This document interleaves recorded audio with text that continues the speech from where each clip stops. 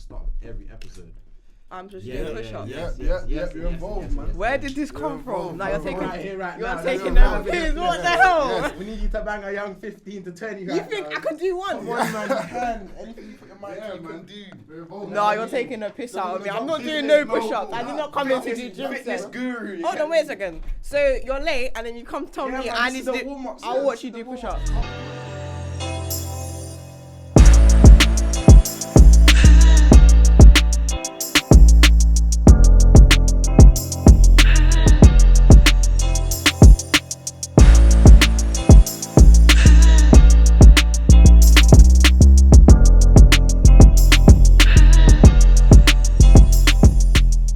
Cool, boom. Welcome back to another episode of the Energizer podcast. Your favourite podcast. The guy threw me off on my intro, do you get me? But shout out my boy Ty. Tay in the building. And today we got another special guest, man. So who you got in the building, man? Introduce yourself, man. Chat to Right, us. my name is Sky. I'm 19 years old and I run Elysium Beauty Ltd, which is a plant-based hair and skincare company that sells products for people of colour. Yeah, straight, simple to the point. Bow. Elevator pitch in that. Love it, man. So tell me a bit more about Elysium Beauty. Are you vegan?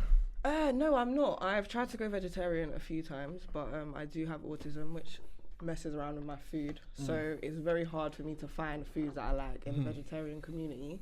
But I do like I'm very into animals and stuff like that. Try to do my part with the environment and whatever. So I thought plant-based is what I want to do, especially with eco-friendly and eco-conscious and stuff like that as well. So what is eco-friendly and eco-conscious? What do you mean by that? So eco-friendly and eco-conscious basically means taking care of the environment. So I do my bit, for instance, using recyclable cards, stuff that can biodegrade in nature, making sure that my packaging is sourced correctly, even down to my ingredients, making sure that the people on the other side who are having to harvest my products and stuff like that are getting paid fairly. It all comes into basically a fair and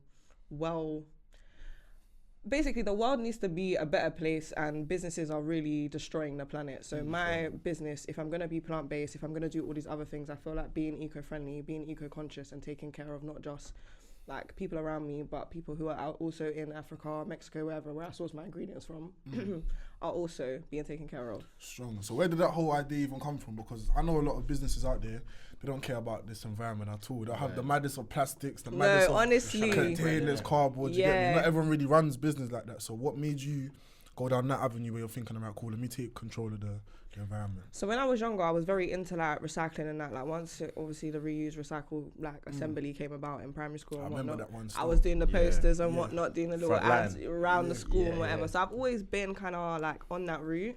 I didn't go into the business thinking, yeah, cool, I'm gonna do this. However, once I actually started to delve into the cosmetic industry, I actually found how much waste was actually being produced in the cosmetic industry.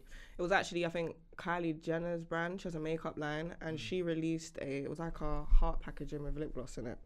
And there was so much waste. Like the whole thing was just like paper, like unnecessary paper. The lip glosses are about this big, but the packaging's about that big and you unfold it and all of this, but it's not reusable.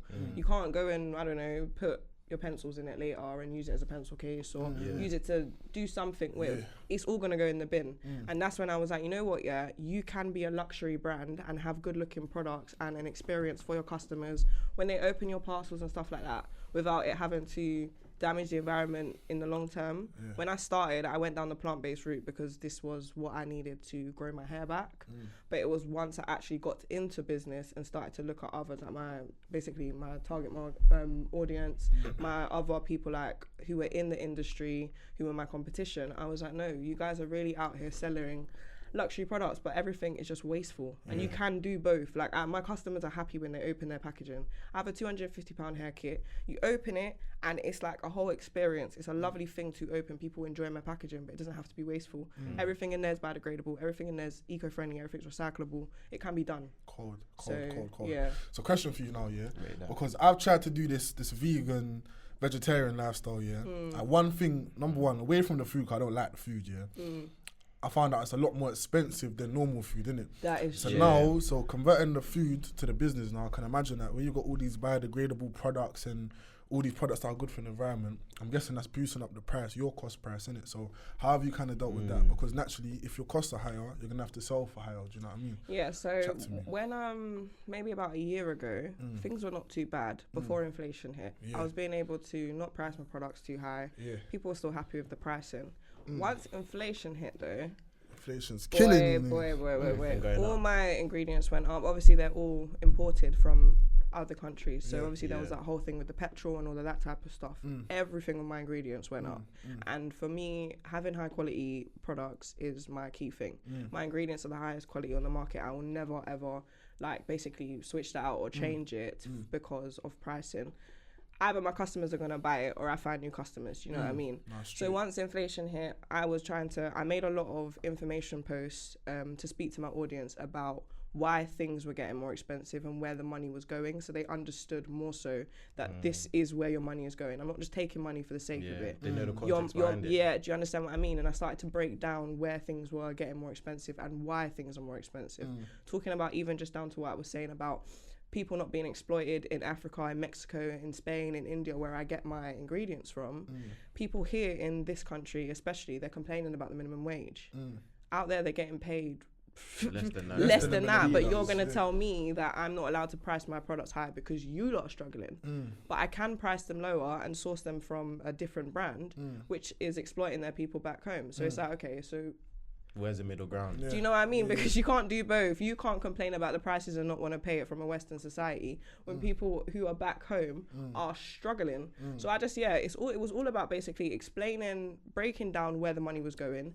And if you lot were happy to continue to purchase, you did. If you didn't, you went off. And then I basically switched my marketing as well to try and basically target people who are on a higher paycheck instead of trying to just target middle ground anymore. Because as much as people may want the product, if they can't afford it, they can't afford it. I rate that still. You know, just jumping in, you know, I got a lot of respect for what you're saying is because you're basically aligning like your purpose and your values as a person with your business and saying, I don't mind missing on a few customers here if they're not aligned with the right type of people to actually be purchasing my product anyway. Right, so and that's really how it is, because as much as I don't care if you haven't got the money, because at the end of the day, I'm not gonna go and exploit people because you are broke. So that's really the reality of it. At the end of the day, it's integrity, innit? Like I feel like in business, you need to have integrity. You have your set morals here, and that's the way you follow it or life, you so don't. Exactly. But it's like when then people go and buy like Balenciaga, and Balenciaga's had this whole case for child pornography, and it's like those brands are expensive for no reason. But you will go and you will break your back to go to work to buy it. For nothing. They're actually out there telling you they are up to no good, and you will continue to go and spend £500 on a pair of shoes. But then you're gonna come to me and tell me that because I am trying to be eco-friendly or trying to save the environment or trying not to exploit people, it's too much. It's a problem now. It's just very backwards. I'll be honest. So cool. Let's rewind it a little piece now. Tell me how it all started. Like, what was the vision and why did you start this brand? Right. So when I was 11, I was sent off to secondary school by my mum, and my mum's a black woman, and she was one of them women that would relax and straighten her hair. She never had any idea to basically keep it curly or anything like that. So when I was born, came out with curly hair, nothing like my mum's, but still unmanageable. Let's call it. Mum didn't understand what she was doing. Once we got to secondary school, she's like, "You're old. Go and deal with it yourself. Like, you're going to school by yourself now. You're in secondary. You've got to take control of your hair, your life. Do you know what I mean?" So I'm like, okay, cool. So first things first, I went on YouTube. That's what everyone were doing it. Go on YouTube, looked at hair care gurus, looked at the routines, found people who had similar hair textures to me, and followed their routines. Bought the products that they were using, was washing my hair like them, conditioning, whatever. Then I realized over about a year or two, my hair actually seemed to be getting worse. No matter how much things I did to it, I was losing hair, my curl pattern was disappearing, I was always dealing with breakage, my hair was always dry, it was always frizzy, and I was like, I don't understand. The more money I spend, the more time I put in, it seems like we're getting further and further away from what I want. When I was younger and my mum was leaving my hair alone, my hair was extremely long. I had waist-length hair as a child, where my mum had no clue what she was doing. She was just sending me hairdressers every day to bloody go and get it cane road, and then when it gets messy, go and redo it again. That's all that was happening. And my hair was doing pretty well then. It's when I started putting stuff in it, it was like, why are we going backwards? So then waving started. The whole trend of waving started, and everyone started to get into using pomades in secondary school, and people started to make their own. So I had a few boys in my year who were making like their own sort of stuff to make their waves shiny and all this other type of stuff. That was me still. That was my. That's what I'm saying. I'd brush my hand 24/7. Yeah. So once that came out, I was like, okay, cool. What are you guys doing? So one of my friends was like, have you tried like making your own things? Like my mum's from Ghana, and she's been making like a pomade for my waves, and it's actually been working. My hair's doing well. And I was like, no, I've never heard about going down the plant-based route. So I went down to my local hair shop, went and bought some shea butter, went and bought some random oils, whatever, cool. Started mixing that up, and my hair actually, and my hair was starting to thrive again, and I was actually shocked because my hair has never looked this good. Even my hair was long, it still wasn't in the condition that it was in at this point in time. So I was like, okay, cool. So literally, I was like, let me try and sell this to other people, gave some to friends and family, and then from there, literally just built it up, and then made a business out of it. So they're shot in £3 hair oils in school. Hustling. Like I'm walking around the assembly hall saying, yo, trying to buy this, like. You know what I mean? Like, so it was really like that at like when it's lunchtime and that I'm out there and I'm trying to like, do you want oil? Do you want oil? Do you want oil? Do you need this? Blah, blah, blah, blah. And then, Question here to you, bro. When you're dealing with your hair, so like before you had your hair short, it was obviously longer than that. When you're purchasing different hair products, do you ever look at like if it's eco-friendly, good for the environment, or you just pick it up? That's never been my thing. That's never been my thing. But I'll tell you a little story now. So when I'm in school, I was known for the high top. That was my thing. I had the high top, the big high top. 2017 look. Blood. I had the high top, and then I'm thinking, bro, I want my thing to be a little bit curly now. So I texturized my hair now. The S-curl thing. S-curl. I did that once, man. Long day. I was saying to my mum, Mum, I beg you do this for me. She's saying, Tay, don't do it. Don't do it, And I'm saying, Mum, just do it. So she done it now, man. Put it in my head. I didn't even read the instructions in it. Like I'm just keep it in my hair for like a good 30, 40 minutes, whatever the case may be. Wrong decision, bro. I've done that once. Anyway, it's in my hair. I ain't seen my hair though, innit? So then I go to wash my hair now, and I look in the mirror, bro. My hair's straight. Like I could do the comb over thing like this, bro. No word of a lie, like comb over. And obviously now, it's late. I got school the next morning. This is Sunday. I gotta go to school like this now. I remember I stepped into school now, bro. My hair just wasn't standing up, bro. It was leaning over. Bro. Myth. So then after that, I cut it all off, and then that's where the wave thing just came from there, bro. I feel like it's bad to say but for like a lot of black boys, I think that was like a period everyone went through. But that's like the same thing as I was saying. So you lot got the S-curl, the texturizer, and then for girls, it was the same thing. It's relaxers, texturizer, jelly curl, whatever. It's all about changing your curl pattern to make it more manageable. And that's the thing. That's where my products came in, because a lot of the hair shop products do not make your hair manageable. What they do make is your hair product dependent. So what happens is basically... Break that down. I like that one. Break that down. So basically what happens over time is the brand basically coats your hair. There's silicones in the product, and they coat your hair in like a mineral oil. And it stops your hair being able to take in moisture over time. So you keep loading these products onto your hair, but none of those products are actually penetrating your hair shaft. They're just sitting on top of your hair, like basically sealing in dryness, because your hair is not getting any moisture. So then what happens is you think, oh, your hair's dry, so what do? Add more product. And it's what happens is the product, when you apply it, it makes your hair look good. Maybe 3 hours later now, your hair is drier than it even was when you started. Now you're ending up, and it's like the curls might even hold, but they're crispy, like they're crunchy. If you feel it, you try to brush it out, it doesn't feel good. And that's when you then end up with the breakage that I got. And then once you've got that breakage, your hair is just falling out in clumps. And the products are basically, as I'm saying, you become product dependent. So you then stick to these products thinking that, okay, cool, unless I use these products, my hair's not going to look nice, because that's what the brands want you to do. As I said, they'll make your hair look good temporarily, but it's not a long-term fix.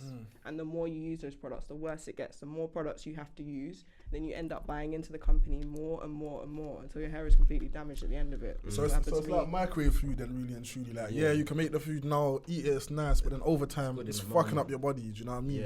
Basically that, So what, would you never straighten your hair? No, straightening your hair is fine. You just don't need to overdo it. What's overdoing it? Doing it often, like it depends on your hair type as well. Some people's hair is more fragile to heat than others, but it's really about basically learning your hair, making sure you're protecting it before using heat protectant. And as I said, you also need to make sure you're not doing it too often, and the heat as well, make sure it's not too high. So question for you now, just digging a bit deeper, this is for both of you now, why do you think it is that black people specifically went through that period of time, like you said, where we're trying to texturize our hair, curl it up, we're trying to have the straight hair for the girls, whatever the case may be? Why do you think that is? Do you think it's a deeper reason, or just because everyone wants to fit the stereotype, fit the mold? I know exactly why. I've had this discussion with many people before. There is an underlying still issue of racism in the black community. If you, well, take that back. Let me not even say racism. Let me say colorism. As a black person, you can have 4C hair, and another black person will mock your 4C hair. So if someone else in your, in your community is telling you that your hair is horrible, what do you think the white man's saying about you?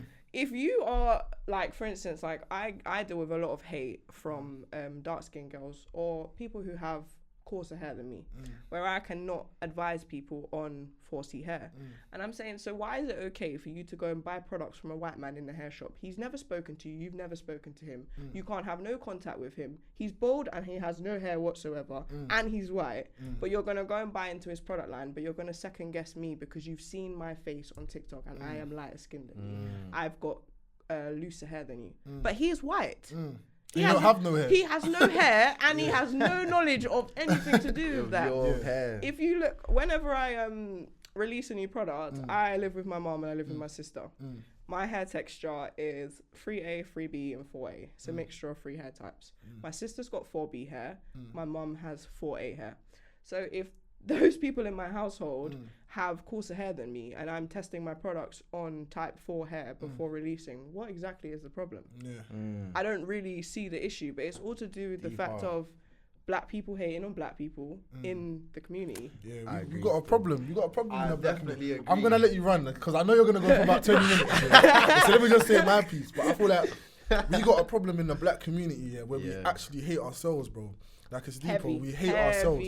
Like, I'm always mentioning Nipsey, but Nipsey said something and it's deeper, and this ain't really related to hair, but I'm gonna swing it back round, So obviously Nipsey Hussle, he's involved in gang culture and whatnot in LA. You know, the gang culture out there is popping 24/7, and he's saying that when the man them are riding out and they're looking for their ops, when they go to the opposite hood, they're not looking at the standard Joe wearing their suit and tie. They're looking for someone that looks just like them. Do you know what I mean? And it's deeper. Like you're going out there with the main goal to attack someone that looks like you. Do you know what I mean? Like we have a hate towards ourselves. When you're going and riding out, you're not looking for no one that's different. You're not looking for John that's wearing a suit and tie. You're looking for someone that's got the same type of trousers. Not John. And even then, Jamal might not even be involved. Exactly, but just because he looks like you, do you get me? And you stereotyped him, and this is the same stereotype that black boys are always going. Stop stereotyping me when you stereotype yourself. And in reality, like, you're aiming to kill someone who's you, bro. It's just like you're just that could be you any day. Someone can come into your hood and think, oh, you're a black boy. You could be going uni every day. It's happened.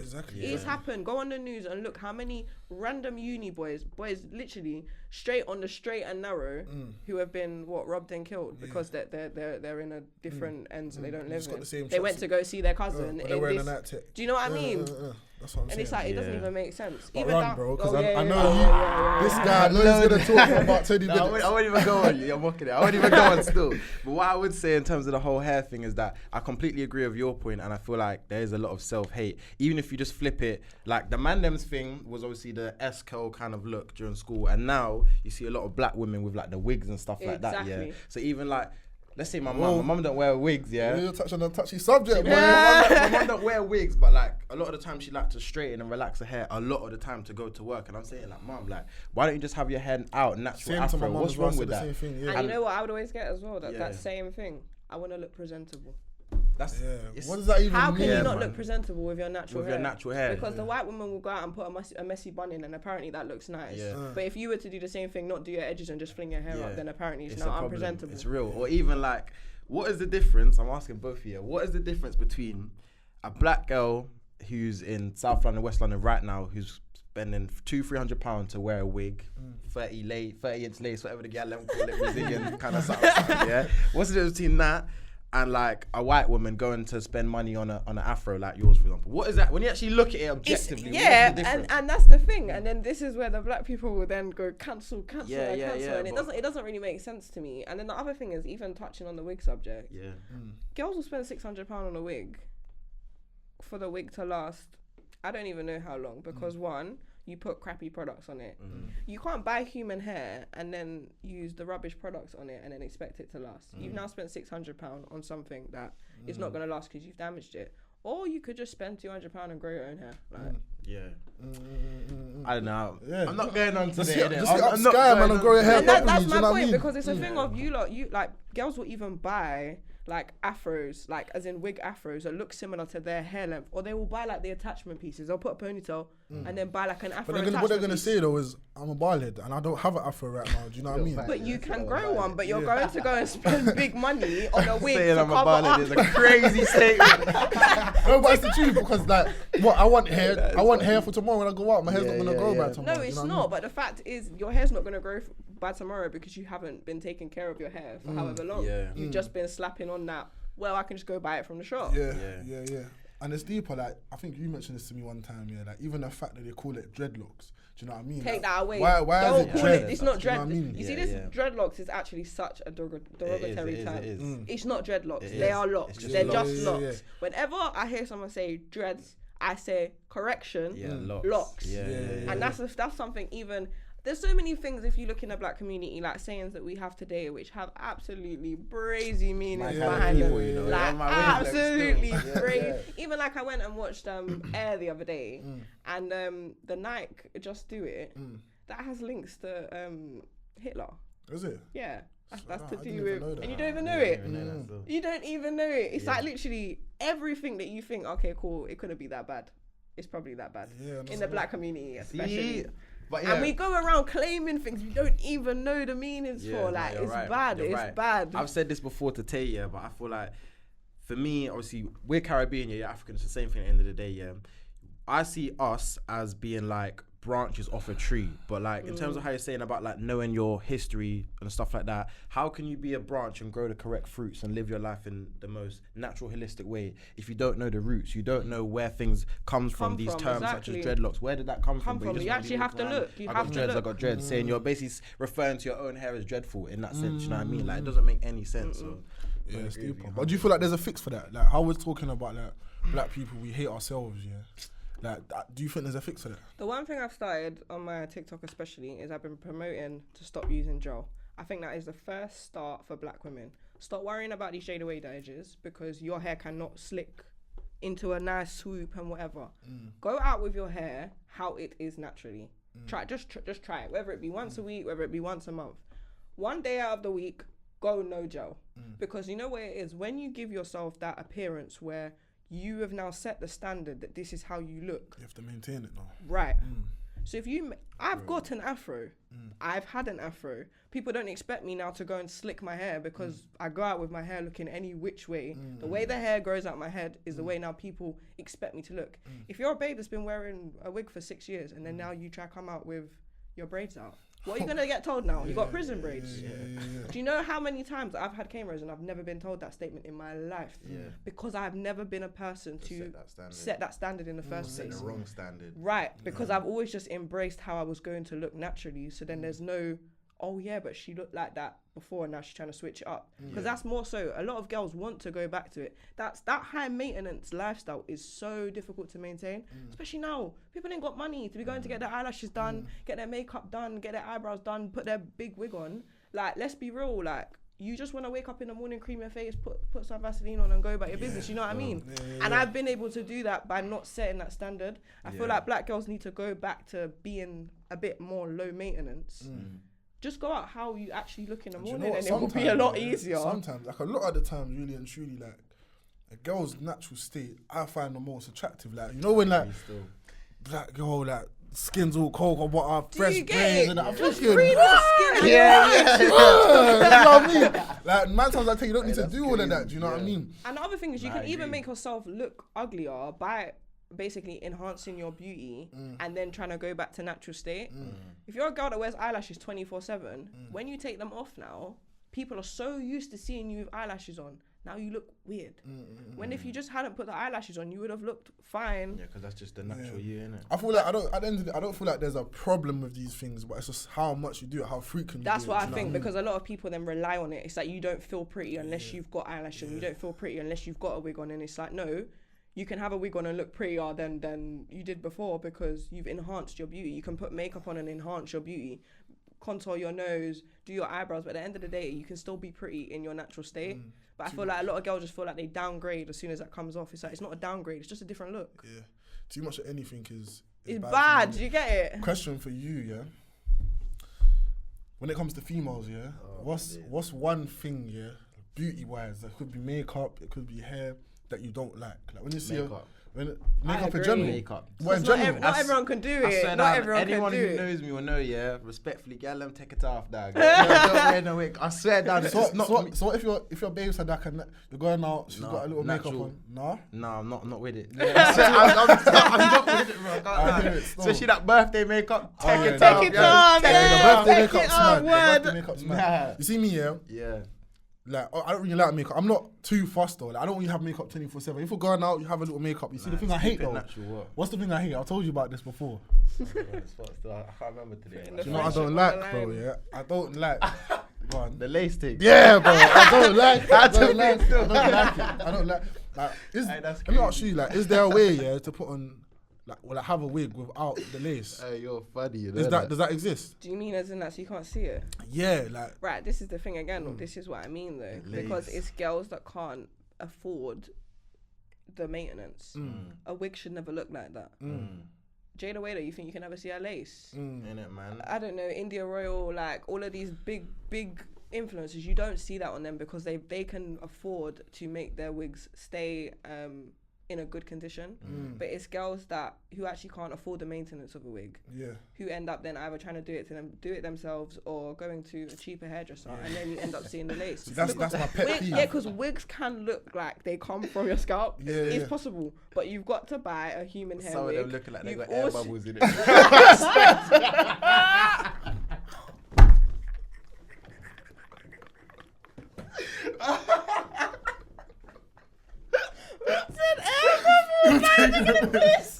You're taking a piss. You're targeting someone right now. Someone's not gonna like this episode. Someone. Oh my I can just get that out. Oh my days, that is funny, man. But it's the real though. It's the real. Sorry. That's my pet. that's my pet peeve, man. That I don't like that. I don't like that at all. Nah, man. But yeah, what about you though? What's one thing that you don't like? Or it could be for man them. It could be like one beauty standard or whatever that you don't really like, or a trend that you think's dead. Okay, I'll give a beauty standard that I don't like. The fact that everyone's getting locks now and require them to be retwisted all the time. The locks is not even locking. Like, you've retwisted your hair because you want it to look neat. Once again, it's about this whole presentableness. Bob Marley's locks were not retwisted 24/7. Like when you. But then thinking about it though, did Bob Marley's locks look neat? They're tidy. Do you think? Yeah. Well, I can't really think. You know what it is, yeah. A lot of people they want that clean look on their scalp, which is not actually what you're going for when it comes to locks. You want your locks, your actual individual locks, to be healthy and uniform and neat. But that actual, like, the frizziness and the stuff at the top, when your hair starts to grow out, people end up losing their locks. Their locks end up thinning out and breaking from over twisting because they don't want that unprofessional look. But it's like, if you went for locks, you take the whole of locks. But That's you lot will true literally have your locks falling out your head now because you want to retwist them every 4 weeks. Yeah, nah, that's true. A person who actually likes locks and embraces locks embraces not just the fresh retwist, but also the frizz that comes during the retwist. And then you will go and get your style again. You know what? But that's really annoyed me because so many people are jumping on this lock wave now, and it's like they're not understanding the process of it entirely, and then they end up damaging their hair and having to they lose all their locks, and it's like, it's just a mess. Do you know what? Shout out Wayne, yeah, the guy that come to do the Thailand for The Office, even though he didn't finish them. But anyway, he's got dreadlocks still, and I was speaking to him about it. Yeah. Not dreadlocks. Sorry. Do you know what it is? It's just. No, I know, that's what I'm saying, but I'll always correct people until they just start saying locks. Correct me. Anyway, he's got locks in it, and I was speaking to him about his locks, and he was saying he's never got them retwisted ever. Like, he don't let no one touch his hair. Yeah, that's freeforms. Like, and no one's that's the touching thing. this thing. People will look at someone with freeforms and look down on them, but why? Yeah. You've let your hair lock in its natural form. As a black person who's got black hair, this is how your hair looks naturally, and that's okay. But then people will say, oh well, it looks unprofessional, and it's like, so where are we actually going with this? You've got locks, but because your locks are neat, my man over there has also got locks, but because his are not neat, then now you're cussing him. It doesn't make sense. Where's the boundaries? That's what I'm saying. If you're going to be in the lock community, then be in the lock community for real. Don't do this half and half, because so many people are jumping on it because it looks nice, but it only looks nice to them when retwisted. Yeah. I can't believe you said that. I'm still thinking about that. You said it's got air bubbles. That's crazy. I can't lie, I just had to get that out. But anyway, let's out of that into this now, yeah. So back to you and what you're doing now. Business, from the looks of it, is doing well. I know in business though, it's not always as pretty as it looks on the outside, isn't it? So tell me some of the challenges that you faced running your business so far. So as we was actually speaking about earlier, I have a personal assistant, and having a worker can be a blessing in disguise, or it can be a hindrance to your business, depending on how this person works.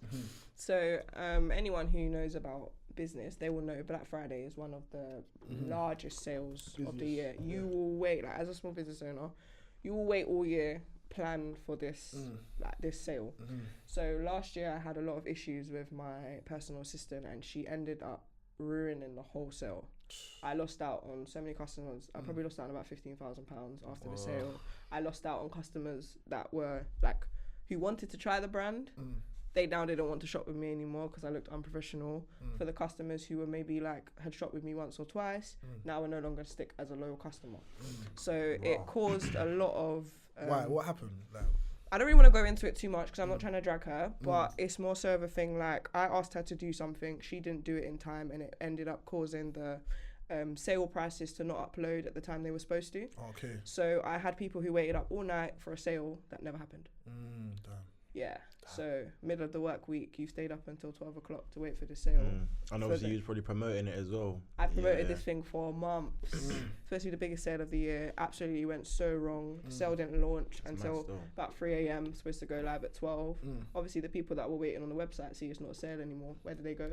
To bed. It's Black Friday, innit? Everyone's doing sales. So if you had £500 to spend on Black Friday and now my sale was gone wrong, where have you gone? You've gone somewhere else. That £5 has gone somewhere else. Have you gone to buy a new PlayStation, new tracksuit, whatever? Do you know what I mean? Oh, forget the hair products now. Like, who cares? You lot are not doing what's required. And then obviously as a black business as well, you probably have dealt with this as well, where as a black business owner, you make one mistake, people do not care. They will not come back. No, 100%. McDonald's could make a mistake with your order every week, and you'll go back to tomorrow. McDonald's again. You'll go there the same day.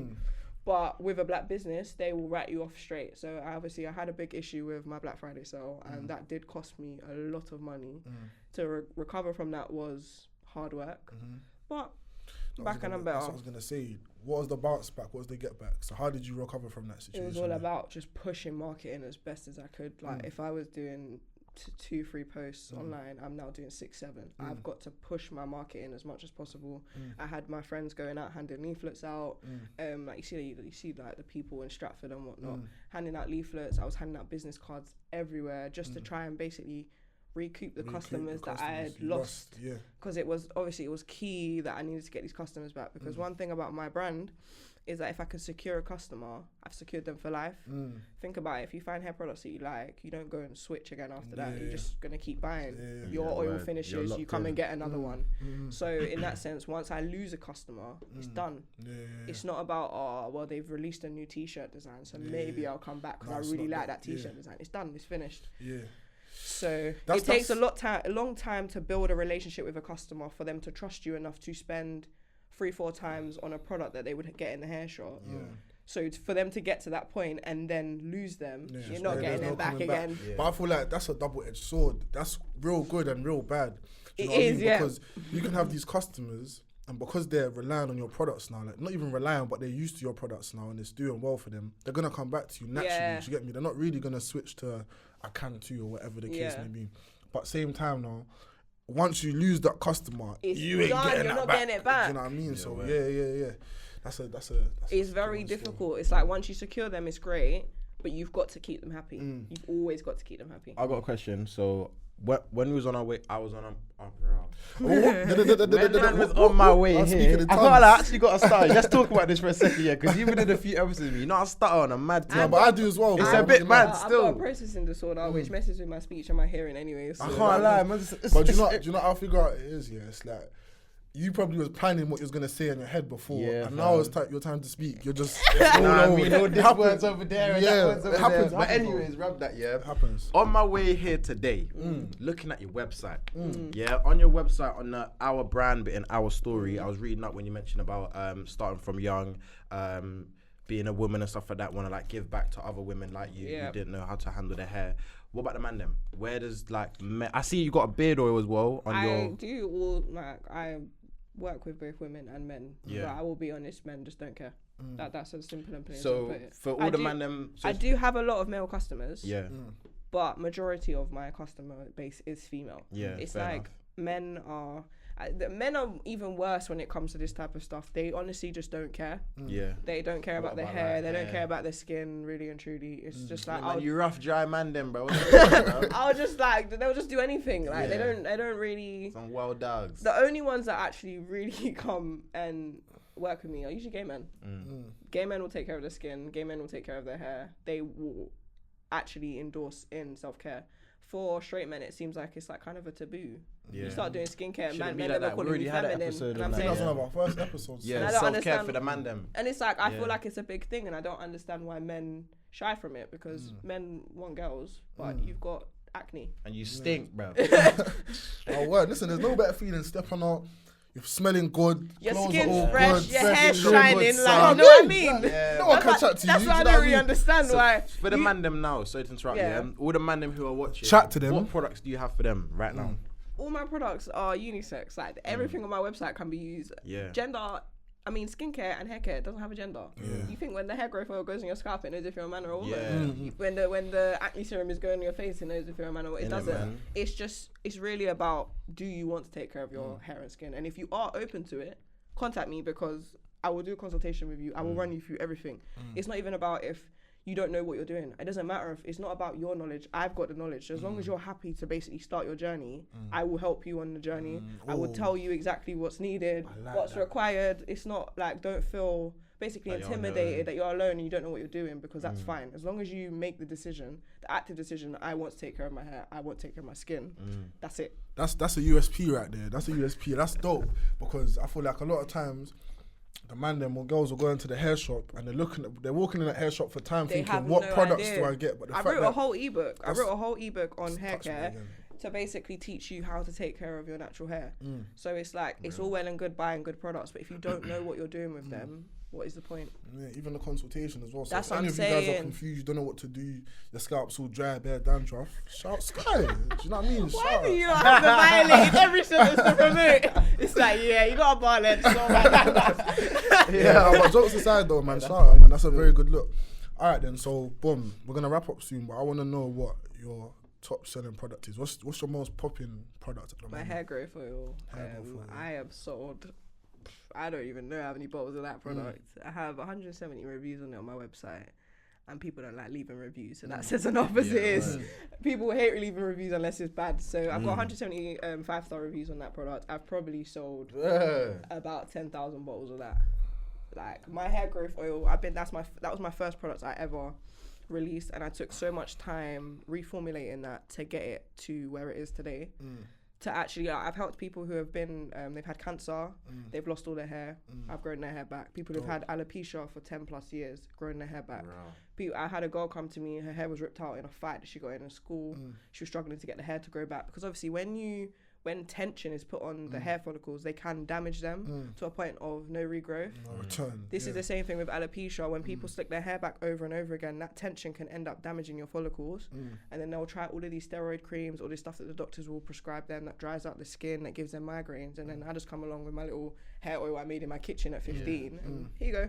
It works. And then yeah, it's dope, back. man. But yeah, growth oil defo for hair care, and then for skin, my bestseller is my rose restoring serum, which is like a all-round skincare product. Helps with acne, hyperpigmentation, stretch marks, just anything like redness. People just use it. It's like a holy grail product for any type of skin condition, even like eczema and stuff like that. So yeah, those are my best sellers. Dope. One more question, yeah. Yep. What is your advice to someone else who's starting a business regarding marketing? So I'd say that one thing, just looking at your page, your business pages and stuff like that, yeah, your marketing is very strong, yeah. Thank you. One piece of advice would you give to someone else? I say this about not just even marketing. Whenever I tell people about starting a business, consistency. That is my biggest tip.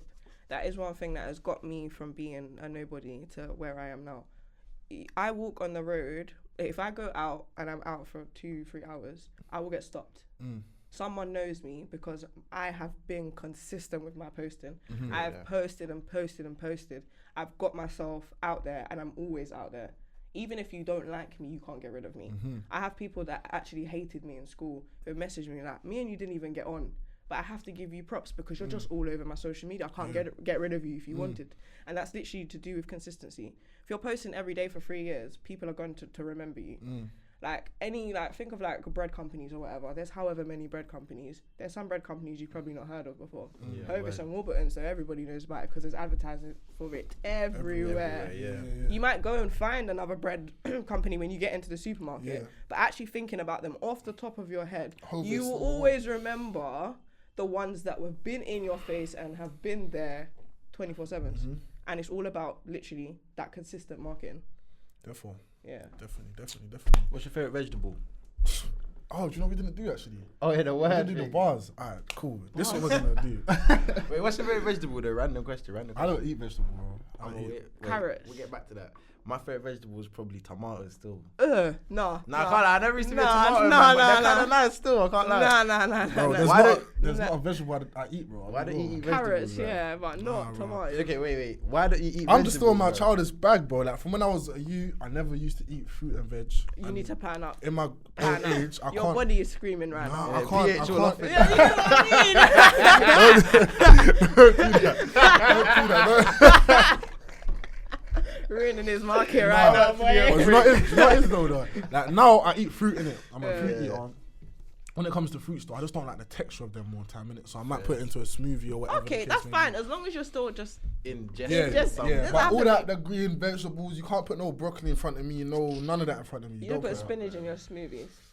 That's it. Spinach doesn't taste of anything in the smoothie. You will not taste Last it. time I tasted spinach, I tasted something, but I didn't like it. I can't lie, bro. I can't do this it. guy, I can't do it. But like, if you get like mango, put mango, honey, and spinach, you'll be fine. That's crazy. Like I can't even imagine eating it. I can't imagine eating You're it. just done. I swear down. I swear down. But do you wanna do this thing? Come on. Yeah. Alright. So me and Ty, yeah, you're like the experiment for this episode. Still, God. you're the first. Yeah. So what we're gonna do? We want you to say a random word. Then we're gonna spit a quick bar to it, and then you're gonna go too. I'm a rapper, I'm you know. not making out no bars. Give me any word. That is now so push-ups and bars. Push-ups. Yeah, You shouldn't even do the push-ups, man. Yeah, What's because going that's on? the point. You're not following the tradition, Fuck though. these guys, man. Alright, say any word. Ty's gonna run it up first. Shall I put on a little beat? I'll put on a Yeah, beat. man. Any word. Cream. Wait. Let me put on a beat. How many? But what? Just go with it. Just flow. What you're gonna do, yeah? You're gonna say your bars. The last word that you end on, I'm gonna follow from there. So what? One line. Like, give it 3 lines. Give it 3 lines. And then whatever you say, I'm gonna jump off the back of your last one. Let's go. I said the word is cream. Yeah. Can you not hear that? Alright, boom. Yeah. Cream. Right, let me introduce you. Yo, right now we're in the building with the boy Ty Valley. Yeah, he's gonna drop a 1-2 bars about cream. Look. Yeah. Aye. Yo. Cool. Listen. E45 cream. Yeah. 24/7. I'm with my team. The bars are the theme. The podcast is gonna be mainstream. Podcast. Mainstream, he said. Yeah. Mainstream. Get me in the mood. He had too much time to think, really. What Aye. Go. did you say? Mainstream. Mainstream. Yo, I'm mainstream. Stream. Put on cream. Cream. You know my skin's clean. pH. My breath smelling fresh. Aqua. Why? Because I use Listerine. Listerine. Come on, man. He's like, he's had a bad jar. We're just messing about. But yeah, man, listen, love for coming through, though. On the way out, we leave a gem for the people, them. So it could be any type of gem, practical gem that they can take from the episode, shoot, let me know. I don't know. I'm still gonna go back to the self-care. Self-care is a priority. It will get you very far in life, even down to job interviews and whatnot. If you look good, smell good, feel good, I promise you're gonna get far in life. So take part in self-care, make it a big thing. Also down to mental health as well. Self-care, a little wind down, little morning refresh. It will help you just enjoy your day, be better. Do you get it? Therefore, my gem, I'd probably say, take time, man. Not everything's a rush. You gotta come and drop your gem, bro, quickly. Come on. Not everything's a rush, innit? Take time. I know that your process is already set out for you, do you know what I mean? So don't rush your process, whatever the case may be. Ty's disappeared. I don't know what type of professional podcaster this guy is. He's just bounced. Do you know what I mean? But anyway, I'm gonna wrap. He's back. Hurry up, man. Hurry up. I was about to wrap it up. My bar. Obviously, I spat my gem. I done my bars. You get me? My gem is believe in yourself, man. Like, I can't lie. Big props to you, because have you noticed one thing about Sky is that she's come through, started her own business, and created something that aligns with her own morals and values as an individual. So my gem, short and simple, is that don't feel like you have to almost sell yourself to be profitable in the business thing. Like, you can still create something that aligns with who you are and not kind of like fold on your morals. So big. Strong. Yeah. Love for coming through. Definitely got to do a part 2 at one point as well. Yeah, 100%. I'll pay that back down. Yeah? Yeah, man. Alright, we're live. Love. Out. Whoosh.